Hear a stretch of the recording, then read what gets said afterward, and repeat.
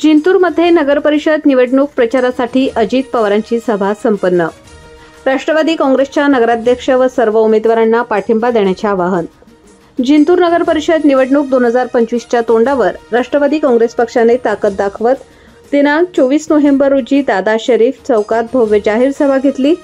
उपमुख्यमंत्री अजित पवार यांच्या उपस्थितीने संपूर्ण शहरात राजकीय उष्मा चढला। नगराध्यक्षपदाच्या उमेदवार साबिया बेगम कफील फारुकी यांच्या प्रचारार्थ ही सभा पार पडली। सभेची सुरुवात होताच अजितदादांनी भावनिक सुरात माझा मित्र कफील फारुकी आठवतोय अशी आठवण काढत वातावरण भारावून टाकले। 2016 मध्ये जिंतूर नगरपालिका राष्ट्रवादीच्या ताब्यात असताना विकासासाठी भरघोस निधी दिल्याची आठवण करून देत शादीखाना, मंगल कार्यालय, रस्ते, नाल्या, जिंतूरचा बॅकलॉग आम्ही भरला होता आणि पुढेही निधी थांबणार नाही असा अजित पवारांचा ठाम शब्द ऐकत उपस्थितांनी टाळ्यांचा कडकडाट केला। यानंतर आमदार विजय भांबळे यांनी कफीलभाईंच्या आठवणींना उजाळा देत सांगितले, जिंतूरमध्ये प्रथम गणपती उत्सव सुरू करणारे व्यक्तिमत्व म्हणजे कफीलभाई। कोरोनात झालेल्या त्यांच्या निधनानंतर त्यांच्या पत्नींना उमेदवारी देताना स्वतःच्या भावाने बाळासाहेब भांबळे मुस्लिम समाजाला प्रतिनिधित्व मिळावे म्हणून केलेला त्यागही त्यांनी भावूकपणे मांडला। माजी आमदार विजय भांबळे यांनी छातीठोकपणे सांगितले की त्यांच्या कार्यकाळात शिवरायांचा अश्वारूढ पुतळा, 15 मंदिर सभामंडप, बुद्धविहार, अण्णाभाऊ साठे पुतळा, एलदारी जलयोजना यासारखी कामे भव्य स्वरूपात पूर्ण झाली। त्यानंतर सुरेश नागरे यांनी विकासाच्या मुद्द्यावर भांबळेंची जुळलेली युती पुन्हा एकदा नगर परिषदेत संधी द्यावी अशी नम्र पण दमदार विनंती मतदारांसमोर मांडली। नगराध्यक्षपदाच्या उमेदवार साबिया बेगम कफील फारुकी यांनीही आक्रमक शैलीत भाषण करत विरोधकांना चिमटे काढले। विरोधकांचे जेवढे वय तेवढा माझा राजकीय अनुभव अशी टिप्पणी करत त्यांनी सभेत उत्साहाची ठिणगी पाडली। कार्यक्रमाचे प्रास्ताविक करताना प्रेक्षाताई भांबळे यांनी भावनिक आवाहन केले, हे मतदान विकासाला, प्रामाणिकतेला आणि कफीलबाईंच्या स्मृतीला अर्पण आहे। सभेला आमदार राजेश विटेकर, सुरेश नागरे, अमृताताई नागरे, तालुकाध्यक्ष लक्ष्मण बुधवंत, विश्वनाथ राठोड, अजयराव चौधरी, मुरलीधर मते, विठ्ठल घोगरे, केशवराव बुधवंत, हाजी सलीमभाई, आसेफ काझी साहेब, कदीर मिर्झा साहेब, बाळासाहेब भांबळे यांच्यासह नगरसेवक, उमेदवार, अनेक नेते, पदाधिकारी आणि नागरिक मोठ्या संख्येने उपस्थित होते। काही गोष्टी आचारसंहितेच्या मर्यादा उपमुख्यमंत्री म्हणून असतात आणि काही शहराच्या लोकांच्या अपेक्षा असतात की मंत्री महोदयांनी लोकांना शब्द दिला पाहिजे, शहराचा विकास व्हावा म्हणून लोकांच्या अपेक्षा असतात। त्याच्यामध्ये दादांनी एवढंच सांगितलं की आचारसंहितेचा भंग होऊ नये म्हणून मी काही फार अशा घोषणा त्या ठिकाणी करणार नाही, अशा प्रकारचा उल्लेख दादांनी त्या ठिकाणी केलेला आहे। शेवटी लोकांच्या अपेक्षा असतात की शहराचा विकास व्हावा। त्यांनी सांगितलं की नगरपालिका दिल्यानंतर आम्ही कशा पद्धतीने काम करू, अशा प्रकारचा उल्लेख दादांनी त्या ठिकाणी केलेला आहे। शहरामध्ये खासगी संस्थांचे कर्मचारी त्याच्या बाबतीमध्ये मी सांगतो, परंतु अधिकारी लक्ष देत नाहीत, मी ते दिलं पाहिजे असं म्हणलं। 2 दिवसापूर्वी जिंतूर शहरामध्ये प्रभाग क्रमांक 9 मध्ये जिंतूरच्या मार्केट कमिटीचे सगळे कर्मचारी प्रत्येक घरी जाऊन सर्वे करत होते की कोणत्या घरी किती मतदान आहे, त्याच्यातलं बाहेरगावी किती आहे, कुटुंबामध्ये किती लोक आहेत। अशा प्रकारचा सर्वे करताना मार्केट कमिटीच्या कर्मचाऱ्यांना या ठिकाणी लोकांनी विचारलं की तुम्ही का सर्वे करता, तर त्या लोकांनी त्याला विचारलं की तुम्ही कोण आहेत।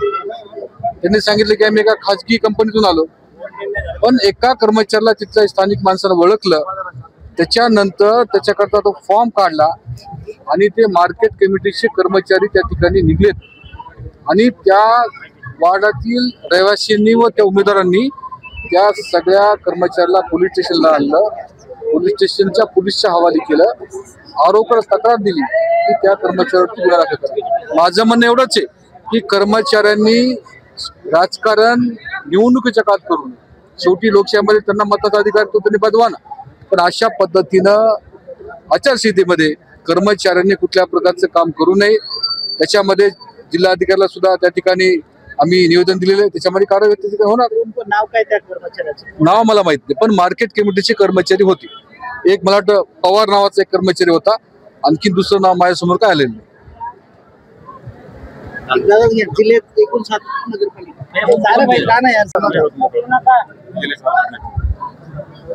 काय जिल्ह्यात 7 नगरपालिका लागल्यात, कशा पद्धतीने तयारी आहे आणि काय विश्वास वाटतो किती जिंकू? परभणी जिल्ह्यामध्ये एकूण 7 नगर परिषदेच्या निवडणुका चालू आहेत, ज्यामध्ये राष्ट्रवादी काँग्रेस पक्ष 5 ठिकाणी प्रबळ दावेदार घेऊन ही निवडणूक लढवत आहेत. उर्वरित 165 उमेदवारांपैकी सर्वात जास्त उमेदवार राष्ट्रवादी काँग्रेस पक्षाचे या निवडणुकीला उभे आहेत.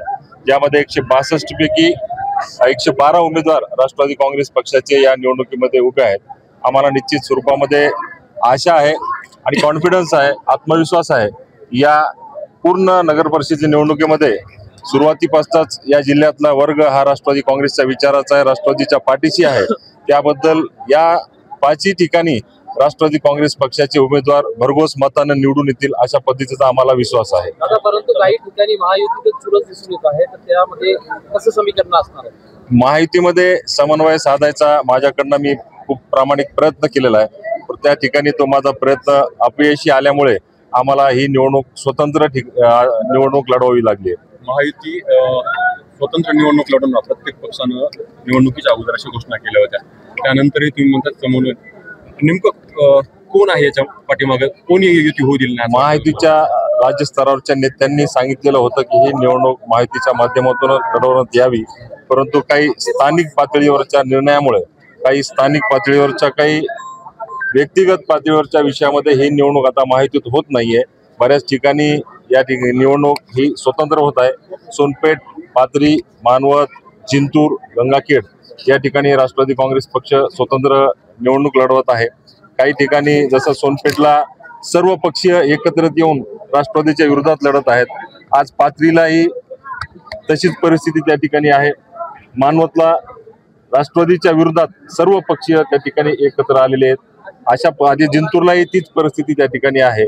अशा पद्धतीमध्ये महायुतीमध्ये जिल्ह्यामध्ये समन्वय नाहीये, परंतु राष्ट्रवादी काँग्रेस पक्ष ही निवडणूक पूर्ण ताकदीनं लढत आहे आणि मला खात्री आहे की राष्ट्रवादी या जिल्ह्यामध्ये 1 नंबरचा पक्ष असेल. 2 कट्टर विरोधक, दोन्ही शिवसेना, काँग्रेस आणि भाजप आणि राष्ट्रवादी शरद पवार गट हा एकत्रित येऊन तुमच्या विरोधामध्ये सोनपेठमध्ये मोर्चे बांधून करतोय. सोनपेठमध्ये सर्व पक्ष एकत्रित आहेत.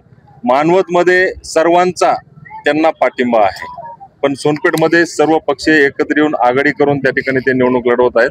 परंतु मानवतला त्या ठिकाणी त्यांनी शिवसेना, भाजपला सर्वांनी मिळून त्या ठिकाणी पाठिंबा दिला. नेत्यांकडूनच तुमचं खच्चीकरण करण्यासाठी तुमच्या राहत्या गावामध्ये असा प्रकार केला वाटतं? स्वाभाविकच आमच्या विधानसभा मतदारसंघामध्ये महायुतीमधनं त्या ठिकाणी खच्चीकरण करण्याचा प्रयत्न चालू आहे.